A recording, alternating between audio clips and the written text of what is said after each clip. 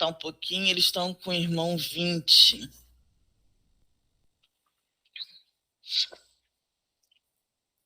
Depois de alguns segundos de volitação, descemos 120 perceber-se em um velório, onde uma família inteira comparecia em estado de emoção desregrada.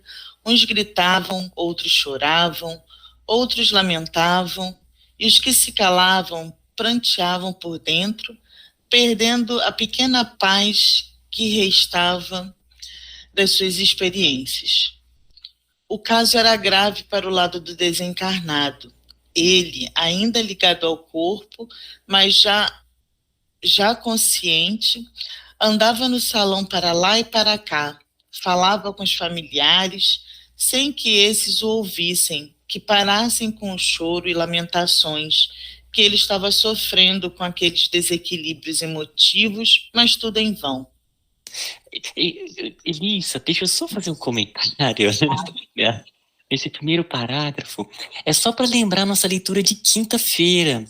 A gente está lendo o livro da Patrícia e a gente conversou durante um bom tempo exatamente sobre esse aspecto da desencarnação da família. A gente estava falando na quinta-feira como foi um processo muito harmônico o desencarne de Patrícia, porque eram os pais extremamente maduros da dinâmica espiritual. E o próprio pai, em uma oração muito sentida aos mentores, solicitando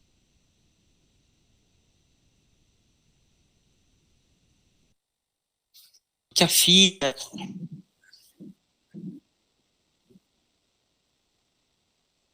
e os mentores, e ela foi mantida em sono. Então ela já acordou no plano espiritual, foi muito bem acolhida, e esse é um caso diferente, né? Um caso em que realmente a família, ela, em um processo de desarmonia, acaba criando uma situação muito difícil para aquele que está no desencarne. Já é uma situação difícil, né? Então para ele fica algo bem mais custoso ele compreender, ele realizar esse processo da transição, né? Então é só fazer esse link aí com o da quinta-feira, que a gente até falou do Ayrton Senna, do Chico Xavier, como é que foi o desencarne deles, né? Imagina o país todo ali com pensamento numa figura como Ayrton Senna. Então é só esse ponto que eu queria colocar. E aí eu vou só colocar um ponto a mais também nessa ideia, que a gente não conversou na quinta. Algumas vezes processos de criar memórias de algo que não seja tão bom, ele para o espírito não é tão interessante, né? Então, por exemplo, lá no Rio Grande do Sul, aquela situação tão triste que aconteceu naquela boate, que aí depois eles fizeram todo um memorial. De certa forma, as pessoas vão ali e alimentam traumática para todos aqueles espíritos, né? Então, isso tudo é compreender um pouco essa relação energética entre os planos e como que a gente pode auxiliar ou não, né? Então, um local como esse, às vezes é melhor realmente fazer algo que seja uma ressignificação, um local ali aonde eleve a frequência para auxiliar até os espíritos a se desligarem daquela situação tão traumática, né? Então são só algumas reflexões sobre essa parte. Lembrei-me logo de observar o cordão fluídico do recém-desencarnado. Para mim, era uma experiência nova e fui ao encontro dele. Parecia um cabo enorme que acompanhava o espírito onde esse fosse. Da metade para baixo, até o cadáver, a sua cor era meio arroxeada, e por ele subia um exército de fragmentos vivos. No entanto, no percurso do cordão de prata, do meio para o astral, eles começavam a ficar lerdos e iam caindo como penas no ar. Notei que alguns deles eram absorvidos pela respiração humana, e umas pessoas o faziam mais do que outras. Fiquei meio assustado e perguntei a Miramês sobre isso. E o perigo que poderia ter para a saúde humana? O nosso benfeitor respondeu com tranquilidade: Lancelã, isso que tu vês, assustado, é o mesmo magnetismo animal que se individualiza pelas emoções desregradas. São filhos do medo e da dúvida. Observa que os que respiram em grande quantidade ajudaram a criá-los pelas lamentações, desespero, tristeza, ou às vezes a própria usura dos bens que foram deixados pelo morto, que continua a viver do nosso lado. Certamente que eles, esses fragmentos vivos, podem causar danos, porém somente onde encontram sintonia com o baixo teor magnético de que são portadores. Onde a vibração é outra, eles não encontram agasalho. Mas, mesmo assim, o organismo humano é dotado de defesas que os expulsam por um processo que se chama circulação de forças, e sempre o faz quando a criatura está dormindo e respira espiritualmente no espaço com mais facilidade, o prana mais puro. Esse desce pelo cordão de prata e desobstrui os canais interrompidos no organismo pelas forças deletérias. Isso é mais trabalho da mente instintiva.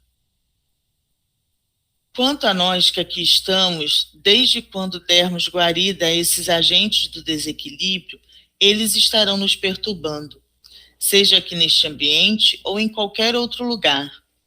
E eles, meu irmão, somente atingem o meio do cabo fluídico por serem destruídos ou adormecidos pela luz que desce da mente do espírito desencarnado. Dada a sua evolução já alcançada, tem ele a sua defesa própria, mesmo neste estado de perturbação em que se encontra. Elisa, Sim. deixa eu também fazer um comentário nessa parte.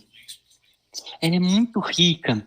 O espírito ali e naquele local, aquelas energias mais densas do magnetismo, olha aqui que profundidade. O Lancelot percebeu que aqueles que estavam nesse estado de perturbação, pela respiração, eles absorviam essas energias. Enquanto os outros que já estavam em um processo harmonioso internamente, eles não absorviam. E não só isso, ele ainda coloca uma parte aqui, que ele é bem bacana, que é, ele coloca aqui, mas mesmo assim, o organismo humano é dotado de defesas que os expulsam por um processo que se chama circulação de forças, e sempre o faz quando a criatura está dormindo e respira espiritualmente no espaço com mais facilidade o prana mais puro. Ou seja, o organismo ele tem as suas formas de defesa. É como se a gente se alimentasse de alguma comida que está estragada, o organismo ele tem a sua forma de colocar isso para fora. Só que isso demanda energia, isso demanda um esforço orgânico que ele está sendo utilizado para o equilíbrio do organismo. Então, o mais importante é se manter em um estado mais alto a fim de não absorver, do que absorver e o organismo ter que gastar energia para ele conseguir eliminar esses fluidos. Então, e o outro ponto é esse, quando ele fala do dormindo e está em um estado ali assimilando o prana, né? A gente sabe que no ar ele há uma energia vital que é emitida pelas plantas, que há toda uma circulação na natureza dessas formas de energias que costuma ter muito forte em sítios vibratórios da natureza, em florestas, em cachoeiras, em local onde existem muitas plantas, existe ali uma maior quantidade de prana, de energia vital. E nós absorvemos ali pela respiração. Isso ele pode ser intensificado pela vontade. Né? Ali a respiração buscando essas energias num plano mais alto, absorve e ali ele causa todo um equilíbrio para a pessoa. Né? Então, é muito rico essa parte aqui. Muito, muito rico mesmo. Grande Silvio, meu camarada. E esse ponto aqui coloca, assim, a gente pode dizer o chamamento de atenção da gente para a respiração, a importância que os antigos davam, a respiração, né? A yoga tem os pranayamas, mas outros grupos bem antigos já davam importância fundamental ao modo como se respira. Por ser uma coisa automática no ser humano, pouquíssima gente presta atenção na respiração, porque faz parte do nosso automatismo de vida, mas ela é fundamental na nossa troca de energia, na nossa manutenção energética, no nosso circular energético. E é tão fundamental você prestar atenção de como você está respirando no teu dia a dia, durante os teus momentos de vida, como tentar manter o tão falado estado orante. É fundamental, porque é basicamente através da respiração que toda essa circulação de prana é feita. Aqui ele fala da limpeza dessas coisas que a gente absorve assim, inadvertidamente. Então é fundamental, uma coisa que as pessoas têm que começar a se prestar atenção, né? A se tocar, com a mesma vontade que tem que de manter, vou manter uma boa vibração, vou manter um estado equilibrado. É como se respira. A respiração, se a gente mantém isso e não faz uma respiração adequada, a gente perde muito desse prana, dessa energia. Não é só naquele momento, é aquela coisa, não é só manter um estado de uma vibração boa durante meia hora que se ora, ou no momento que você recolhe e faz uma meditação. A respiração é a mesma coisa, não é só naquela hora do exercício de pranayama que você vai renovar de fato suas energias. É o tempo todo. Então, da mesma forma que a gente fala aqui, seguidamente, mantenha uma boa vibração, um bom estado de sintonia, bons pensamentos, preste atenção em como você respira, que é fundamental para o seu equilíbrio. Esse ponto, né, que o Silvio está colocando sobre as várias religiões que trabalham com o aspecto da respiração, ali os exercícios de pranayama, e inclusive no próprio budismo, uma das formas que eles colocam para estar no aqui e no agora, no estado presente, em atenção plena, é prestar atenção na respiração. Né? Então, se você for ver a meditação Vipassana, ela trabalha muito com o aspecto de você estar ali prestando atenção na respiração. Inclusive, outras correntes filo-religiosas, eles inclusive juntam com a respiração algum mantra, né? Algum mantra que seja um mantra que individualmente faça sentido para a pessoa, né? Ou pode ser uma frase em sânscrito, ou uma palavra mesmo, luz e amor, Jesus, e ele liga com a respiração.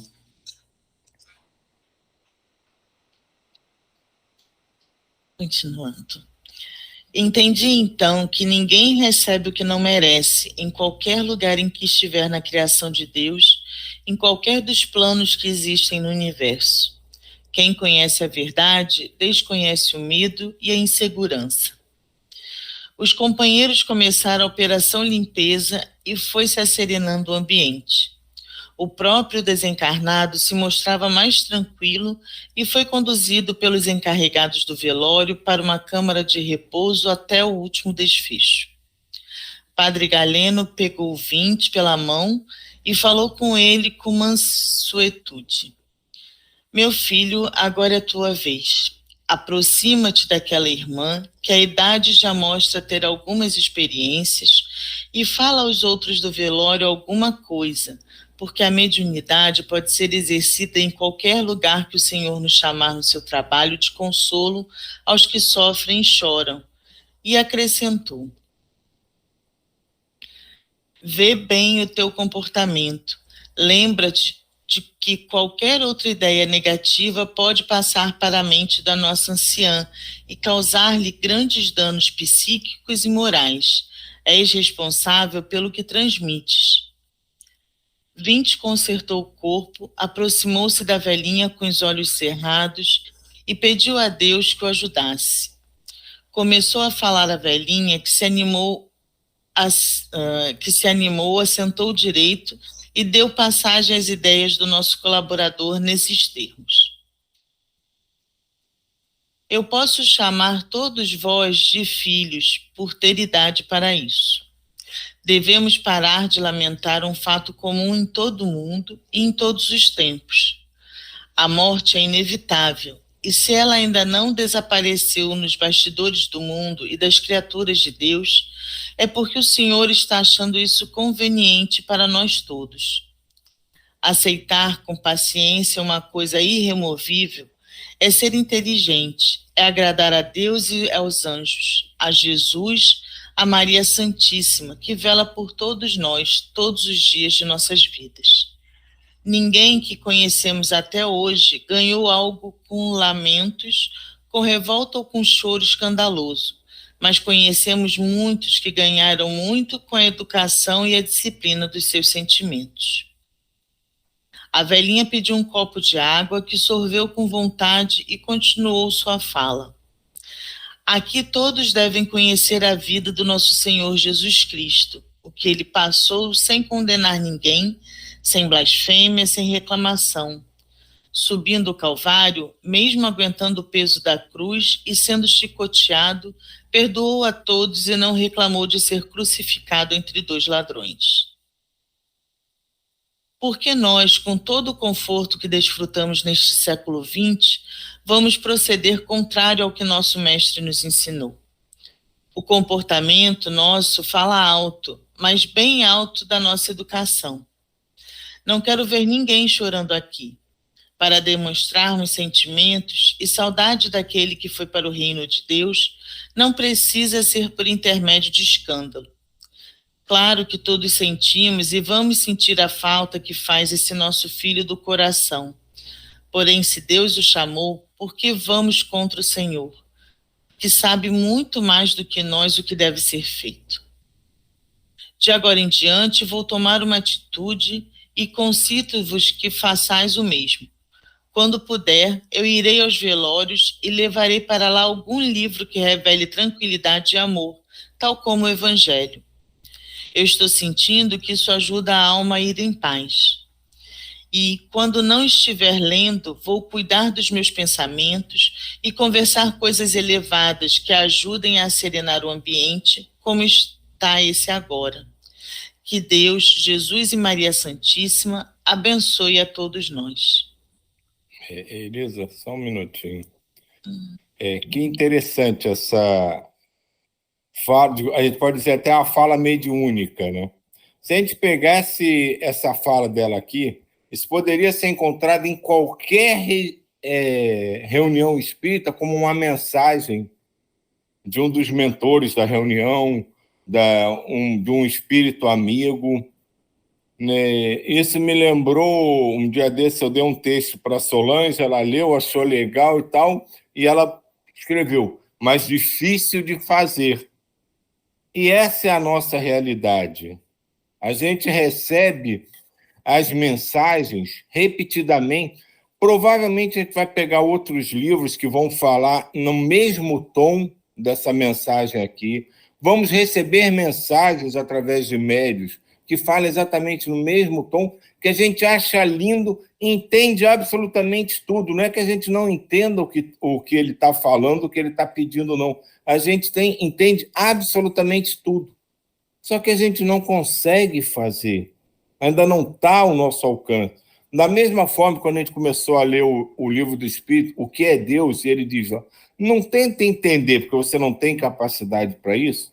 Muitas dessas orientações a gente entende, aceita, sabe que é para fazer, mas no dia a dia a gente não consegue ainda fazer. A gente não tem aquela força, aquela disposição para realmente cumprir tudo que está ali, porque se a gente se deixa envolver por impositivos da própria vida encarnada. Isso não é nenhum demérito, isso é um esperado do nosso estado atual. Nós estamos num mundo em que as vibrações nos impõem mais ou menos isso, e a gente está aqui porque a gente não só simpatiza, mas a gente é feito dessas vibrações dos mundos em que a gente está também. Então, foi só um adendo assim, para a gente ter isso em mente, que muita coisa a gente vai achar maravilhoso, vai pensar individualmente, isso é que eu tenho que fazer. E no dia seguinte não vai conseguir fazer, mas não é porque a gente é ruim, não. É porque a gente ainda não sabe, não tem a força suficiente para levar aquilo daquela forma. Mas a gente vai para um ditado popular: água mole em pedra dura, tanto bate até que fura. Por isso as mensagens vão se repetindo. Por isso a gente pega a mensagem que um médium transmitiu ontem, que você vai pegar um texto de 10 mil anos atrás, fala exatamente a mesma coisa. Esse é um dos modos que a espiritualidade usa de aprendizado para a espiritualidade que está aqui na Terra. Você precisa aprender isso. Não aprendi. Ok, mas você precisa aprender isso. Ele não se chateia, ele não se enraivece, ele não se entristece. Como ela fala de Jesus, passou por tudo aquilo sem condenar ninguém, sem reclamar nada. Ele sabia que aquilo era necessário. E eles vão fazendo a mesma coisa com a gente. Toma essa orientação aqui. Não deu, hoje eu não consegui. Toma aqui a orientação. Muda o médium, muda o espírito, mas a orientação, em sua essência, é a mesma. Fala, Ismael. Esse ponto, eu gosto de pensar muito aqui na Terra como uma grande escola mesmo. E quando Jesus, por exemplo, coloca assim: vou resumir todos os mandamentos em amar a Deus sobre todas as coisas e ao próximo como a ti mesmo. A gente pode chegar e falar assim: quem é que consegue fazer isso, né? Porque ali eu vejo isso como um farol. Sabe o farol do navegador? Que ele tá lá, a luz lá, mas ele é um guia, que é o processo que ele vai aprendendo, vai se descobrindo e vai buscando vivenciar aquele mandamento. Então, quando a gente vê isso tudo como um farol, que ele orienta a direção, fica mais tranquilo a gente perceber o processo. A gente não consegue vivenciar aquilo na íntegra, mas ele coloca ali um percurso. Assim, olha, segue por aqui, tá no meio da escuridão, mas vai seguindo essa luz que cada vez mais vai estar no caminho que tende a chegar, né, um caminho cada vez mais harmônico. Então essa ideia do farol eu acho muito bacana.